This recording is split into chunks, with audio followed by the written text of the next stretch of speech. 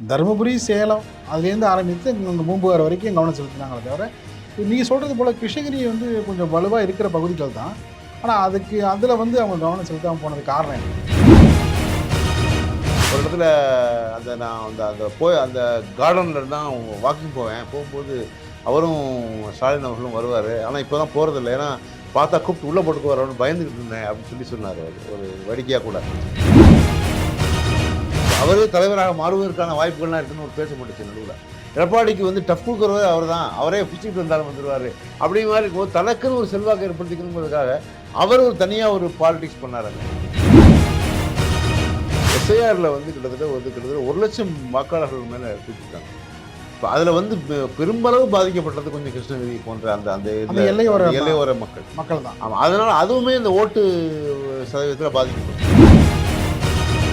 எல்லா தொழிற்சாலைங்களும் நாளுக்கு நாள் வந்து பார்த்தீங்கன்னா கிராமப்புறமும் வந்து கொஞ்சம் கொஞ்சம் மெல்ல மெல்ல புறநகர் பகுதிகளாக மாறிட்டு வருது. இப்படி இருக்கிற சூழலில் பார்த்தீங்கன்னா தொழிலாளர்களுடைய எண்ண ஓடலாம் எப்படி இருக்குது? நீங்கள் கள ஆய்வில் என்ன தெரிஞ்சுக்கணும்? நகரப்புறங்களில் வந்து ஓட்டு அளிக்கிறது வந்து நம்மளுடைய தார்மீக உரிமைன்னு நினைக்கிறது இல்லை. வேலைக்கு போகிறத வந்து நான் இன்றைக்கி லீவ் கிடச்சுன்னா பரவாயில்ல அப்படிங்கிற மாதிரியான ஒரு மைண்டுக்குள்ளே வந்திருக்காங்க. அந்த தாட்டில் இருக்காங்க மக்கள். அதெல்லாம் மாற்றணும்.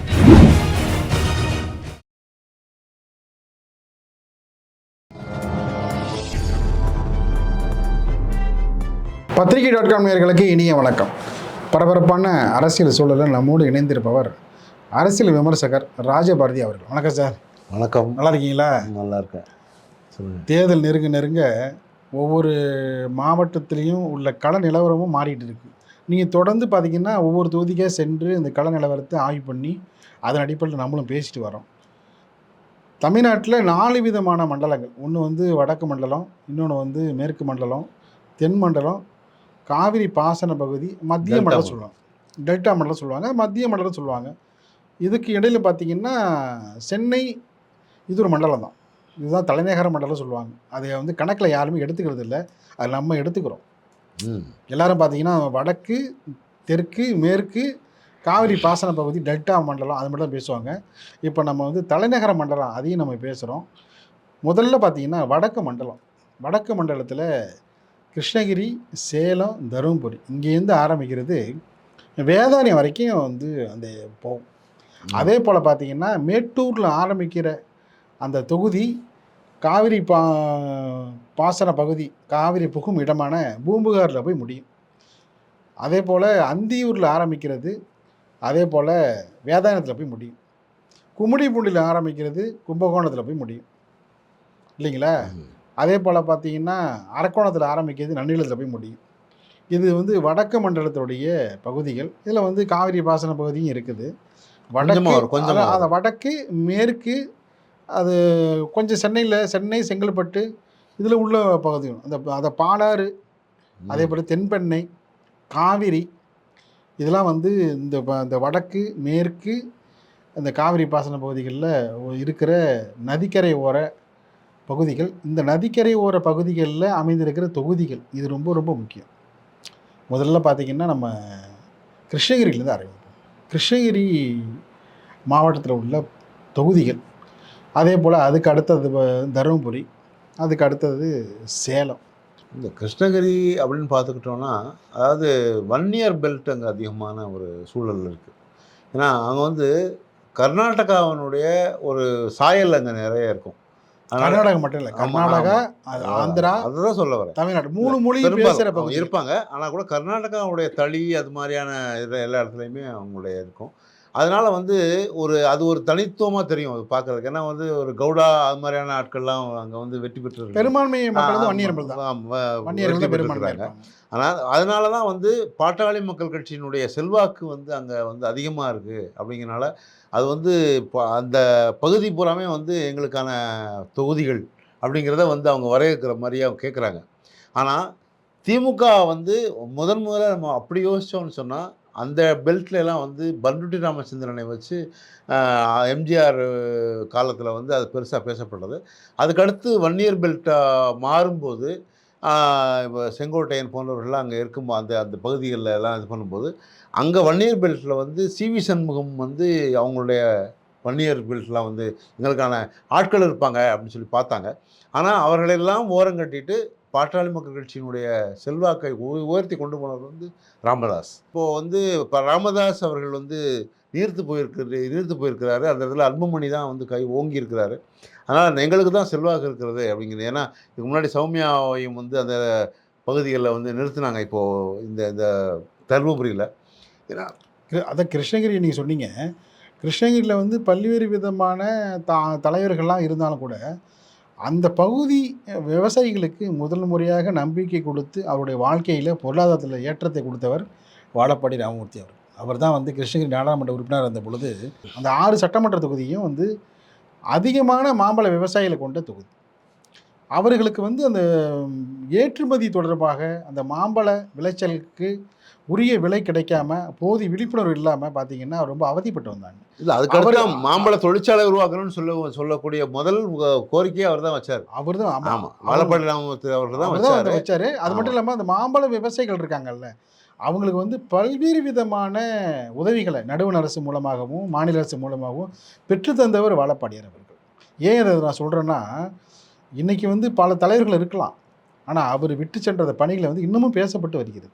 சமீபத்தில் கூட பார்த்திங்கன்னா அந்த தொகுதியினுடைய முன்னாள் சட்டப்பேரவை உறுப்பினராக இருந்த சமரசம் அவர்கள் சொன்னார், அவருக்கு பிறகு சரிங்க, அவருக்கு முன்பும் சரி, அவருக்கு இப்போ பிறகும் யாருமே வந்து இன்றைக்கி வரைக்கும் அந்த மக்களை வந்து கண்டுக்கவே இல்லை, எல்லோரும் அரசியல் தான் பண்ணுறாங்க. இப்போ வந்து இப்போதைய நிலவரப்படி அப்படின்னு பார்த்துக்கிட்டோம்னா தருமபுரி, கிருஷ்ணகிரி, அந்த சேலம், அந்த அந்த பெல்ட் வந்து எப்படின்னா கிட்டத்தட்ட வந்து அதிமுகவினுடைய அந்த கூட்டணியில் இருக்கக்கூடியவருடைய செல்வாக்கு மிக்க பகுதியாக இருந்தாலும் கூட முதல்ல, ஆனால் இன்றைய சூழலில் வந்து ஒரு 25 கட்சிகளுடைய கூட்டணி இருக்கக்கூடிய ஒரு மெகா அமைப்பாக திமுக இருக்குது. ஏன்னா தேமுதிகலேருந்து எல்லாருமே வந்து உள்ளே வந்திருக்காங்க. எல்லாரும் மாட்டினவங்கெல்லாம் உள்ளே வந்துடுவாங்க, உள்ளே கூட்டு வந்துருவாங்க அப்படிங்கிற மாதிரியான ஒரு சூழல் இருந்துச்சு. இப்போ அண்மையில் கூட சொன்னார், நம்ம டிடிவி பேசும்போது சொன்னார், ஒரு இடத்துல நான் அந்த கார்டனில் தான் வாக்கிங் போகும்போது அவரும் ஸ்டாலின் அவர்களும் வருவார், ஆனால் இப்போ தான் போகிறதில்ல, ஏன்னா பார்த்தா கூப்பிட்டு உள்ளே போட்டுக்கு வரணும்னு பயந்துக்கிட்டு இருந்தேன் அப்படின்னு சொல்லி சொன்னார் அவர் ஒரு வேடிக்கையாக கூட. ஆனால் அது மாதிரி திமுகவில் வந்து யாருமே இல்லை அப்படிங்கிற மாதிரி இருந்த ஒரு காலகட்டத்தில் முதல்ல இந்த 21லேருந்து இது அப்படியே அந்த கூட்டணி வளர்ந்துக்கிட்டே வருது. தேமுதிக அதிமுக சாதகமாக இருந்தது கூட இங்கே வந்துடுச்சு. அதனால் இப்போ இருக்கிற நிலைமையில் அந்த இடத்துல பாட்டாளி மக்கள் கட்சிக்கு பெரும்பான்மை இருந்தால் கூட, வெற்றி பெறுவதற்கான வாய்ப்புகள் இருந்தாலும் கூட, ராமதாஸ் அவர்கள் தனித்துவமாக அவருடைய எதிர்த்து நிற்கிறதுனால அன்புமணி நிற்கக்கூடிய வேட்பாளர்கள் நிறுத்தக்கூடிய இடங்கள் எல்லாத்தையும் ராமதாஸன் நிறுத்துவார். அப்போது அவரும் ஓட்டை பிரிப்பார். அப்போ இதற்கிடையில் வந்து பார்க்கும்போது ரொம்ப சொற்ப வாக்கு வித்தியாசத்தில் திமுக வெற்றி பெறுவதற்கான வாய்ப்புகள் இருக்குதா பார்க்கலாம். திமுக அசுர பலமாக இருந்தாலும் கூட அதுக்கு ஈடு கொடுக்குற வகையில் அதிமுக கூட்டணியும் பார்த்தீங்கன்னா கொஞ்சம் பலமாக தான் இருக்குது. இந்த பக்கத்தில் வேப்பனஹள்ளி அதில் மறுக்கலை. வேப்பனஹள்ளியில் வந்து ஒரு கேபி முனுசாமி அவர் வந்து ரொம்ப ஆளுமை மிக்க ஒரு தலைவராக இருக்கிறாரு. அவரை வீழ்த்துவது என்பது எளிதான காரியம் இல்லை.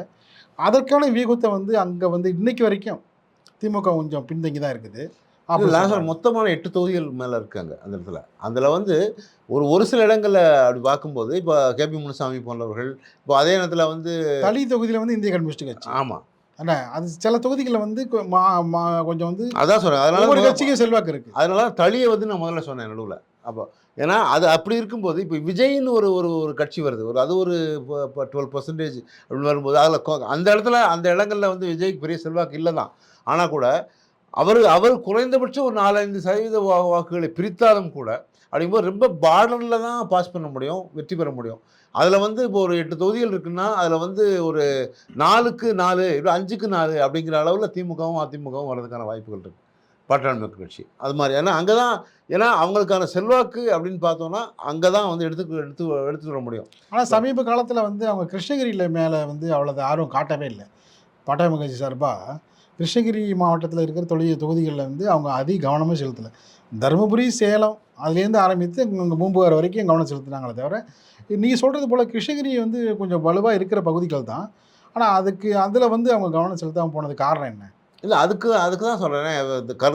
காரணம் செலுத்தாத காரணம் வந்து இப்போ பாட்டாளி மக்கள் கட்சியில் வந்து 2 பிரிவுகளாக பிரிஞ்சிருச்சு. அதுவே ஏன்னா அங்கே வந்து வன்னியா சொல்கிறது இப்போ தான் சார் கடந்த சட்டமன்ற தேர்தலே பார்த்தீங்கன்னா கிருஷ்ணகிரி மாவட்டத்தில் இருக்கிற பல தொகுதிகளில் அவங்க வந்து கவனம் செலுத்தவே இல்லை. இந்த எடப்பாடி அவர்களை வந்து தன்னை தக்க வைத்துக் கொள்வதற்கே பெரிய பாடுபட வேண்டியிருந்தவர். அதனால வந்து அங்கே போய் அங்கே வந்து கேபி முனுசாமி எடப்பாடி இருக்கிறது போன்றவர்கள் வந்து சேலம் மாவட்டம் இல்லை. இல்லை, கேபி முனுசாமி போன்றவர்களே வந்து அவர்களுக்குள்ளே வந்து அவருங்க அதிமுகவிலேயே வந்து அவர் ஓபிஎஸ் கூட இருந்தவர் கேபி முனுசாமி. அதுக்கடுத்து அவருக்கு அவர் தனியாகவே வந்து ஒரு கட்சி அவரே தலைவராக மாறுவதற்கான வாய்ப்புகள்லாம் இருக்குன்னு ஒரு பேசப்பட்டுச்சு நடுவில். எடப்பாடிக்கு வந்து டஃப் கொடுக்குறவர் அவர் தான், அவரே பிடிச்சிட்டு வந்தாலும் வந்துடுவார் அப்படிங்கிற மாதிரி இருக்கும்போது தனக்குன்னு ஒரு செல்வாக்கு ஏற்படுத்திக்கணுங்கிறதுக்காக அவர் ஒரு தனியாக ஒரு பாலிடிக்ஸ் பண்ணாருங்க. அதனால் எடப்பாடிக்கும் அவருக்குமான சூழல்கள் வந்து வராத போது அவரவர் தொகுதியை சேலத்தை வந்து நான் தக்க வச்சுக்கிறணும், அப்போ அந்த பக்கம் அவர் பார்த்துக்குப்பாரு அப்படின்னு நம்புறும் போது, அப்போ அதுபோக ஏற்கனவே வந்து அதிமுகவில் இருந்த ஒரு பழனியப்பன் வந்து அங்கே போயிட்டார் திமுகவுக்கு. ஆமாம், அதெல்லாம் வந்து அவங்களுக்கு அது பாப்பிரெட்டிப்பட்டியில். ஆமாம், அதில் செல்வாக்கு இருக்குது, அவருக்கு இருந்த ஒரு விஷயம் அது. அப்போது அவர் வந்து உயர்கல்வித்துறை அமைச்சராக இருந்தவர். அப்போது பழனியப்பன் வந்து அப்படி போகும்போது இதெல்லாம் வந்து அவங்களுடைய செக்மெண்ட்டாக பார்க்குறோம்.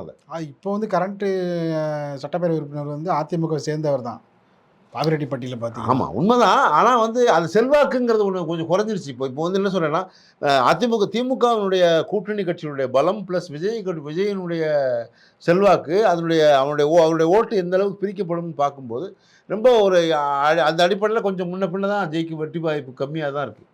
இப்போ இந்த பகுதியில் இருக்கிற எல்லையோர வாக்காளர் இருக்காங்கல்ல, அவங்க வந்து பார்த்திங்கன்னா கர்நாடக மாநில எல்லையிலும் இருப்பாங்க, ஆந்திர மாநில எல்லையிலும் இருப்பாங்க.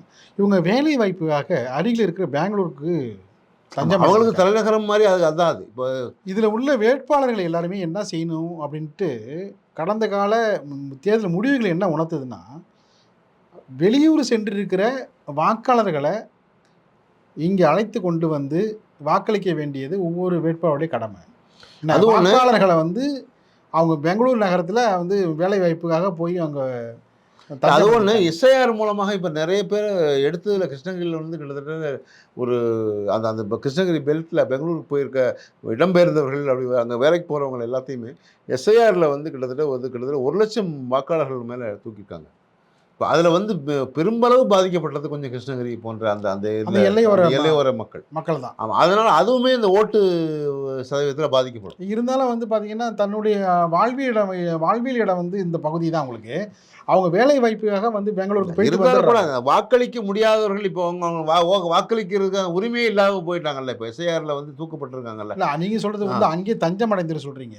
இல்லை, அது போக நான் சொல்கிறது என்னென்னா, கிருஷ்ணகிரி மாவட்டம் பார்டர் இருக்குல்ல, ஓசூர் ஒட்டி இருக்கிற ராயக்கோட்டை உள்ளிட்ட பகுதிகள் இருக்கு பாருங்கள். அந்த பகுதிகளில் ஏன் பாலக்கோடு தருமபுரியிலேருந்து கூட டெய்லி போகிறாங்க வேலைக்கு. தருமபுரிலேருந்து பார்த்தீங்கன்னா டெய்லி பெங்களூருக்கு போகிறாங்க. அவங்களுடைய வாக்குகள்லாம் இருக்குல்ல, அது ஒரு முக்கியமான வாக்குகள் இல்லை. அவங்க தேர்தல் அன்னைக்கு வந்து அங்கே இருக்கக்கூடாது. அவங்கள வாக்களிக்க அழைத்து கொண்டு வர வேண்டியது என்பது வேட்பாளருடைய கடமை. அந்த வேலையை வந்து இவங்க செய்வாங்களா வேட்பாளர்? அதை தான் சொல்ல வரேன். இப்போது நீங்கள் தமிழகம் முழுக்கவே பார்த்தீங்கன்னா வாக்கு சதவீதம் வந்து மொத்தமாக ஓவராலாக 71% வச்சுக்கோம் வாக்களிப்புனா. தமிழகத்தில் சென்னையில் ரொம்ப கம்மியாக இருக்கும். ஏன்னா வந்து லீவு நாளாகவே கருதுகிறாங்க. அதாவது நகரப்புறங்களில் வந்து ஓட்டு அளிக்கிறது வந்து நம்மளுடைய தார்மீக உரிமைன்னு நினைக்கிறது இல்லை. வேலைக்கு போகிறத வந்து அவன் இன்றைக்கி லீவ் கிடச்சுன்னா பரவாயில்ல அப்படிங்கிற மாதிரியான ஒரு மைண்டுக்குள்ளே வந்திருக்காங்க. அந்த தாட்டில் இருக்காங்க மக்கள். அதெல்லாம் மாற்றணும். அந்த வேட்பாளராக நிற்கக்கூடியவர்கள் அந்த பூத் ஏஜென்ட்ஸ்லேருந்து எல்லாருமே வந்து அவர் வேலைக்கு போனவங்கள எடுத்து கூப்பிட்டு வந்து ஓட்டளிக்க வைத்தால் மட்டும்தான் அதுக்கு வந்து சாத்தியம். அதர்வைஸ் வந்து இப்போதைக்கு இருக்கிற சூழலில் வந்து அதான் அந்த 5க்கு 4ங்கிற கதை தான் அங்கே வந்து வெற்றி. கிருஷ்ணகிரி மாவட்டத்தில் பார்த்தீங்கன்னு வச்சுக்கலாம், அந்த தொழிற்சாலைகள் நிரம்பிய ஒரு பகுதி. அது ஓசூராக இருக்கட்டும், கிருஷ்ணகிரியாக இருக்கட்டும், பல்வேறு விதமான தொழில்கள் நிறைந்த ஒரு பகுதி தான் கிருஷ்ணகிரி மாவட்டம். அது மாம்பழம் விவசாயத்துக்கு எப்படி நம்ம மாம்பழத்தை சொல்கிறோமோ, அதே நகரப்புறங்களில் அது வந்து இருசக்கர வாகன உதிரி பாகங்கள் தயாரிக்கிறதா இருக்கட்டும், அதே போல் பார்த்திங்கன்னா பல்வேறு தொழிலில் சார்ந்த விமான நிலையமே ஒசூரில் கொண்டு வரலாங்கிற அளவுக்கு பேசப்பட்டுச்சு. இல்லை, இன்னும் பார்த்தீங்கன்னா வளர்ச்சி அடைந்து வருகிற ஒரு மாவட்டம் இது கிருஷ்ணகிரி மாவட்டம். அதில் வந்து பார்த்திங்கன்னா அங்கே வந்து இல்லாத தொழிற்சாலைகளே இல்லை, எல்லா தொழிற்சாலைகள் இருக்குது. நாளுக்கு நாள் வந்து பார்த்திங்கன்னா கிராமப்புறமும் வந்து கொஞ்சம் மெல்ல மெல்ல புறநகர் பகுதிகளாக மாறிட்டு வருது. இப்படி இருக்கிற சூழலில் பார்த்திங்கன்னா இந்த தொழிலாளர்களுடைய எண்ண ஓட்டலாம் எப்படி இருக்குது? நீங்கள் கள ஆய்வில் என்ன தெரிஞ்சுக்கிட்டீங்க? இல்லை, கள ஆய்வில் வந்து என்னென்னா தொழிலாளர்களுக்கு வந்து இப்போ பெண்களுக்கு இப்போ ஒரு 5,000 ரூபாய் வரைக்கும் கொடுத்தது வந்து கொஞ்சம் பெரிய ஒரு சாதகமாக பார்க்குறாங்க. இலவசமான பெண்களுக்கான இந்த மகளிர் பேருந்து வந்து அவங்களுக்கு ஒரு சாதகமாக பார்க்குறாங்க. வேலைக்கு போகிறது வேலைக்கு போகிறது வர்றதுக்கு. ஏன்னா அன்றாடம் வந்து கூலி வேலைக்கு போகிறவங்க மட்டும் இல்லாமல் அந்த சந்தையில் போய் வாங்கிட்டு வரவங்க, காய்கறி விற்கிறவங்க, இவங்க எல்லாத்துக்குமே வந்து இது ஒரு பெரிய பயனுள்ளதாக பார்க்கப்படுகிறது. அதுபோக இப்போ லேட்டஸ்ட்டாக முதியோர், திருநங்கைகளுக்கு, மாற்றுத்திறனாளிகளுக்கு எல்லாருக்கும் ஒரு ரூ. 2000 போட்டிருக்காங்க. இதெல்லாம் வந்து நான் எலெக்ஷன் கோட் ஆஃப் கண்டக்ட் வந்துச்சுன்னா பண்ண முடியாது அப்படிங்கிறதுக்காக முன்னாலேயே வந்து திமுக அரசு பண்ணியிருக்கு. இதெல்லாம் வந்து அவங்க மனசுக்குள்ள ஒரு தாக்கத்தை ஏற்படுத்த தான் செஞ்சிருக்கு. அது எலெக்ஷனில் வந்து அது பிரதிபலிக்கும். அதனால் இந்த முறை வந்து அந்த பெல்ட்லேயே அதிமுக ப கூட்டணிக்கான வெற்றி வாய்ப்புகள் அதிகமாக இருக்கக்கூடிய தொகுதியிலே இந்த மாதிரியான சூழல் இருக்குது. ஒரு ஒரு பாதிக்கு பாதி அவர் வர்றதுக்கான வாய்ப்புகள் இருக்குது. ஏன்னா தொழிலாளர்கள் வந்து நிரம்பி வேலைக்கு செல்கிற மாவட்டங்களில் கிருஷ்ணகிரி மாவட்டம் ஒன்று. அதாவது கிருஷ்ணகிரி நகர பகுதியில் மட்டும் இல்லை, கிராம பகுதியிலேருந்து பார்த்தீங்கன்னா அவ்வளவு பேர் வேலைக்கு வந்து மாவட்டம் முழுவதுமே வந்து பயணம் பண்ணக்கூடிய சூழல். அந்த விடியல் பேருந்து என்பது அவங்களுக்கு மிகவும் உதவிகரமாக இருக்குது. அதுமாதிரி ரூ. 5000 பணமும் வந்து உதவிகரமாக இருக்குது. மகளிர் உரிமை தொகையும் ரொம்ப உதவிகரமாக இருக்குது. பல்வேறு விதமான நலத்திட்டங்களும் உதவிகரமாக இருக்குது இல்லையா? இதெல்லாம் தான் அவங்கள வந்து திமுக பக்கம் மாற்றிருக்குன்னு நினைக்கிறேன். இல்லை, இது மட்டுமே போதுமா? இல்லை வந்து கூட்டணிகளை வந்து ரொம்ப இன்னும் வலுவாக வேண்டிய சூழல் இன்னும் கூட்டணி கட்சிகள் வந்து இறங்கி இன்னும் வாக்குறுதிகள் தர வேண்டியிருக்கு. அதிமுக வாக்குறுதிகள் என்ன கொடுக்க போகிறாங்கிறத பொறுத்து இருக்குது. ஏன்னா இப்போ வந்து ஒரு காலகட்டத்தில் மிக்ஸி கிரைண்டர் கொடுக்குறேன், மடிக்கணினி தரேன்னு அம்மையார் ஜெயலலிதா அவர்கள் சொன்னபோது இருந்த மாற்றம் வந்து அவங்களோட வெற்றி வாய்ப்பை தக வச்சு கொடுத்து. இப்போ அதிமுக சார்பில் எடப்பாடி பழனிசாமி கொடுத்த வாக்குறுதி ரூ. 10,000 நான் வந்து தரப்போகிறேன் அப்படின்னு சொல்லியிருந்தாங்க. அதெல்லாம் வந்து எந்த அளவுக்கு சாத்தியம்னு தெரில. ஆனால் அவர் சொல்லியிருக்கிறது வந்து பெருசாக இம்பாக்ட் ஏற்படுத்தலை இன்னும். இல்லை, நீங்கள் கலாய்வில் அது இம்பாக்ட் ஏற்படுத்தலை. இன்னும் 10,000 கொடுக்குறேன்னு சொல்லியிருக்காரு. அது வந்து இவரே கிட்டத்தட்ட 5000, ஒரு 3000, 8000, 9000 வரை கொடுத்துட்டாங்க இப்போ கிட்டத்தட்ட. முதியோர் இந்த நிறைய திட்டங்கள் வாயிலாக. இன்னும் திமுகவோட மேனிஃபெஸ்டோ வரல, வாக்குறுதிகள் வரல. அவங்க இதை விட வேற ஒரு திட்டங்கள் கொடுக்கலாம். 10,000 அவர் கொடுத்துருக்காருன்னா அதை பார்த்துட்டு இவங்க வேறு மாதிரியான திட்டங்களை சொல்லலாம். அப்படி சொல்லும்போது 2 வாக்குறுதிகளையும் வச்சு தான் வந்து மக்கள் முடிவு எடுப்பாங்க. அப்படி பார்க்கும்போது இதுவரைக்கும் பார்க்கும்போது கொடுத்துருக்காரு, ரூ. 10,000 கொடுத்துருக்கேன், இலவச ஆண்களுக்கான பேருந்துன்னு சொல்லியிருக்காரு. இதெல்லாம் வந்து கவனிக்கப்பட்டிருக்கு. ஆனால் இன்னும் மக்கள் மனசில் இன்னும் வரல. இந்த வாக்குறுதிகளை வரட்டும், 2 பேரும் திமுக வாக்குறுதிகளையும் பார்த்த பிறகு தான் சொல்ல முடியும். இதுக்கு அடுத்தபடியாக நம்ம வந்து இனிவரும் நாட்களில் தருமபுரி, சேலம் இந்த 2 மாவட்டத்தில் உள்ள தொகுதிகளில் தீவிரமாக நம்ம அலசி ஆராய்ந்து உறுதியாக நேயர்களுக்கு தெரிவிக்க காத்திருக்கிட்டு இருக்கோம். நிகழ்ச்சியில் பங்கேற்று பல்வேறு கருத்துக்கள் தெரிவித்தமைக்கு இதயம் கணித இணைய நன்றி. நன்றி, வணக்கம்.